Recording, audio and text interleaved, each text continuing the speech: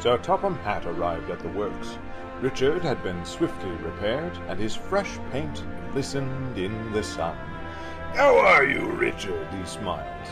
"I feel fantastic. Splendiferous. Very well, sir, thank you." "That's good," laughed Sir Topham Hatt. "We'll start you on local runs. Then you can work your way up to the Express. I'm sure you and Gordon will work splendidly together." Richard wasn't sure who Gordon was, but he was certainly looking forward to being useful again.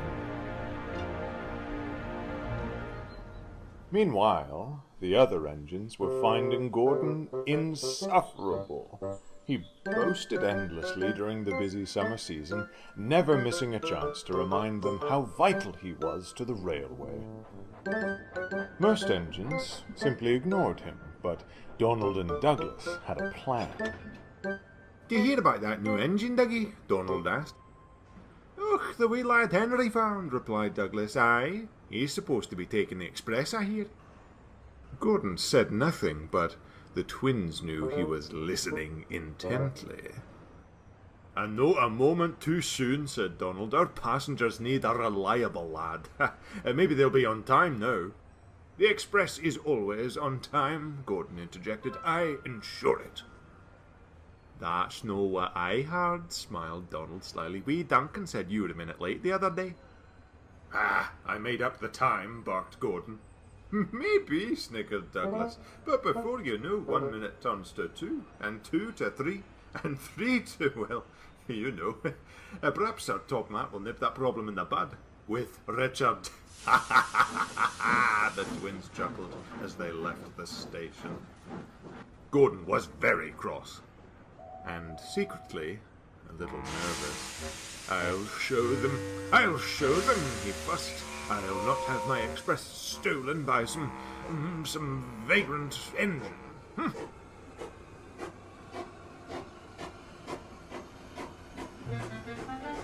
That night, Richard arrived in the sheds. Henry was quick to make introductions, and the other engines wanted to know all about him, except Gordon and James. "Ridiculous," muttered Gordon. "How can that engine possibly take my express?" "He wouldn't stand a chance," replied James. Truthfully, he was a bit more worried about his own chance pulling the express. "The very notion," grumbled Gordon. It's disgraceful." "Disgusting," added James. "Despicable."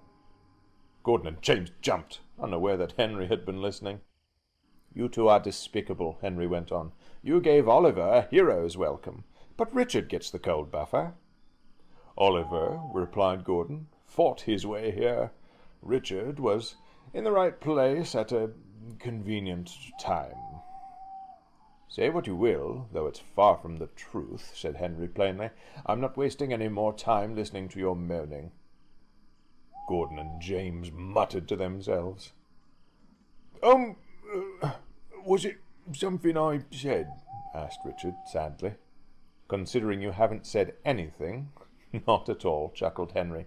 "Leave them be. They'll come around eventually. They're afraid you'll give them a run for their money." Richard wasn't sure what use steam engines had for money, or why they'd be running after it, but he was worried about Gordon and James.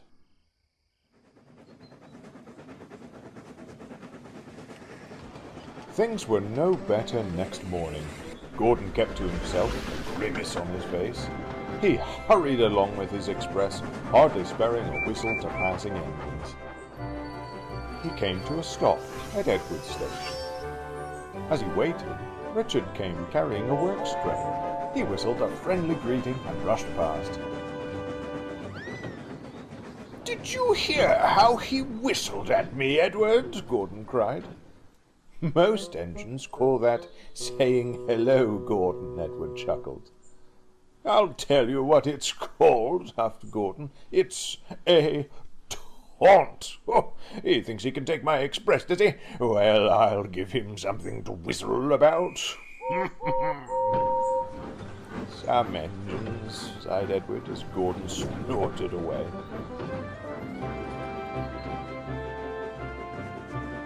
On time, grumbled Gordon as he raced along.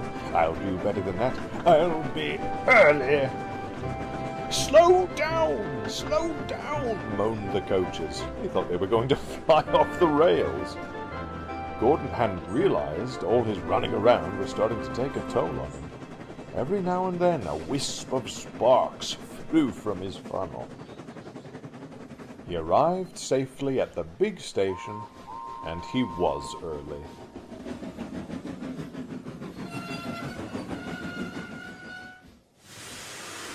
His driver, concerned, looked him all over.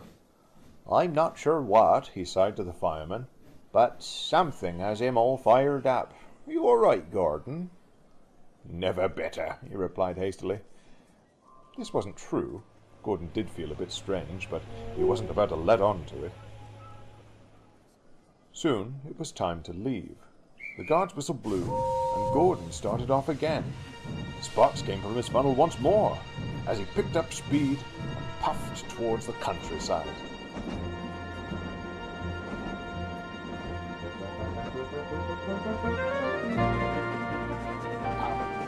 Come on.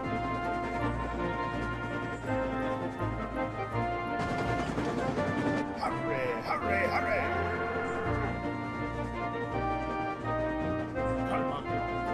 Come on. With a thunderous noise, Gordon began wheezing steam and slowing down. Ouch! What's happened? Something's broken! The driver coughed through the billowing steam. Goodness knows what, though. Gordon? Gordon looked down. As the smoke parted, he saw Trevor, the traction engine. Trevor, what are you doing here? Quizzed Gordon. Well, stuttered Trevor, I was going to ask, what are you doing here? Gordon looked around and gasped. He'd broken down on the level crossing. Oh my, he whispered. It didn't take long for traffic to build up. Gordon winced as the sound of irritated horns filled the air. My aching smoke box, he groaned. Soon Gordon heard something else. In the distance were sirens. The fire brigade came as close as they could before being blocked by the traffic. Soon the fire chief ran up to them.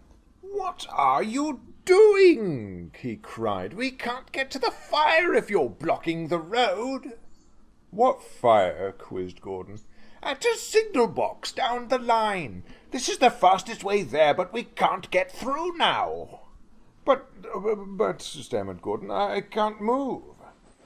Suddenly a whistle sounded out. It was Richard and the works train. He drew to a halt close by. "Wow!" he gasped. "Do you see all that smoke, Gordon?" "Hard to when I'm facing away," muttered Gordon. "But this is no time for gawking. We have an emergency." Richard listened and thought for a moment. "Well, why don't we load those hoses into my train? I'll take the fireman down the line myself. I've got a full, nearly full enough, pretty full tender." "Pah!" sniffed Gordon. "Preposterous. That would never work." "Oh, yes, it would," replied the fire chief. "Let's hurry. No time to lose." The men quickly loaded the hoses and got on board. Richard rushed down the line to the signal box. The firemen wasted no time, firing their hoses from right inside Richard's tender. Richard was amazed. Soon the fire was out. The signalman had escaped unharmed, but the signal box was destroyed. "You're our hero, Richard," cried the fireman. "What would we have done without you?" "Been stuck in traffic," Richard joked. "With all that honking, you'd have had as big a headache as... Goodness, Gordon! Oh, I'd forgotten about him." Richard raced back to the level crossing. He buffered up to Gordon and took him on to the next station. Gordon said nothing, clanking sadly behind.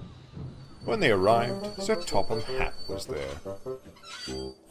"I can see that Richard lit a fire in your boiler, Gordon," he said sternly, "but I'd prefer if you didn't use that spark to cause mishaps like this. The signalman confirmed sparks from your funnel caused the blaze. Now we have a signal box to rebuild, and an express engine out of commission."